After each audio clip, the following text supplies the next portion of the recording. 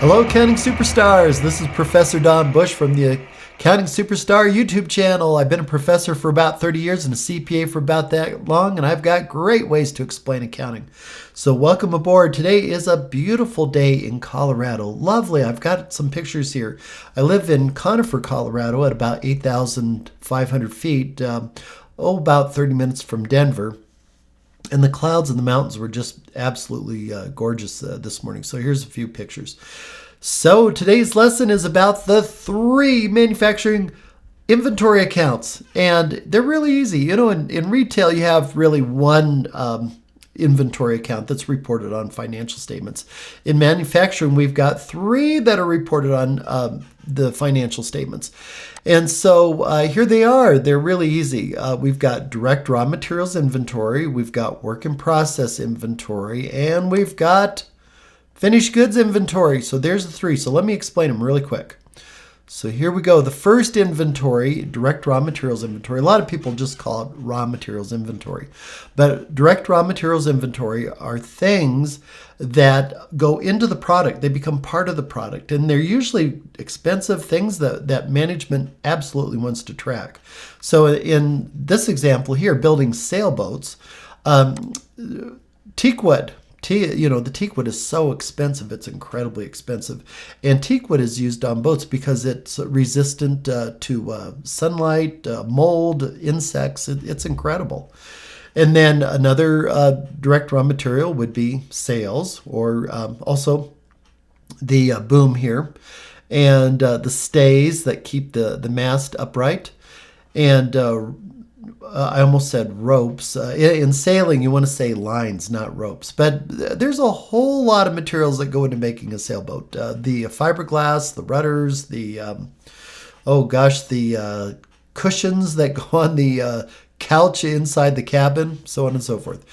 Or here's a boat motor and a marine radio. So there's a lot of direct raw materials. These are items that go into the product, and they're expensive, and management wants to track them.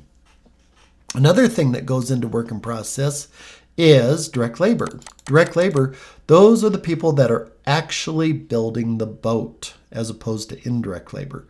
So direct labor, these people actually build the product.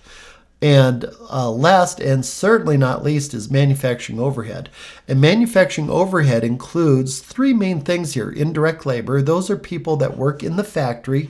They contribute in a lot of different ways. Like here's a picture of a gentleman who's a janitor. He's cleaning the floor. The factory supervisors would be another example. The product inspectors would be another example. Indirect materials. These are important items like glue and caulking and nuts and bolts and screws and sandpaper. There's a lot of indirect materials that go into making a boat, but they're kind of hard to track, or they're not worth tracking. Usually they're rather inexpensive. Management does track them in total, but they don't track them real carefully. Like for instance, if somebody were to ask, how much glue did you use on this boat over here? Nobody would know or really care. And so indirect materials are considered manufacturing overhead. Then we have other factory costs like insurance, property tax, the heat to keep the factory nice and warm, landscaping outside the factory, maintenance of the factory. So all kinds of things. So manufacturing overhead can be a really big, giant cost. But all these costs flow into work in process. Work in process is the heart and soul of the manufacturing accounting system. It's where everything comes together right here. In fact, I made a short little list: direct labor, direct materials, and manufacturing overhead. And so here's a couple of pictures. On the left-hand side, we've got molds here. They poured in fiberglass to build the boat hulls. And over here we have a guy installing something on a boat. But this is where all the action happens, in work in process inventory. And then once products are finished and ready to go, they flow down to finished goods inventory. And here's a picture of a lot of finished boats that are ready to be shipped out to dealerships or maybe even sold directly to customers.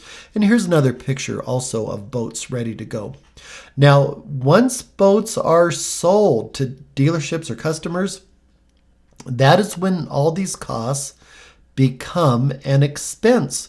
And cost of goods sold is a big, giant expense. It goes on the income statement. And I've got a sold sign here on this boat. So just to recap real quick. Here are the three inventories. Direct raw materials inventory, or otherwise known as raw materials inventory. Work in process inventory, that's where all the action happens. And finished goods inventory. There we are. Finished goods inventory. And once the goods are sold, they become cost of goods sold. So actually, there's no expenses until the goods are sold. We call them costs. And what goes into work in process inventory? The heart and soul of the whole system. Well, up above here, direct raw materials inventory, direct labor over here on the left, and manufacturing overhead. So this is how the whole system works, folks. So it's a good overview. Now, if you like this video, hit the like button, hit subscribe. That way I know that you like these videos and I'll make more for you. Also, check out accountingsuperstars.com.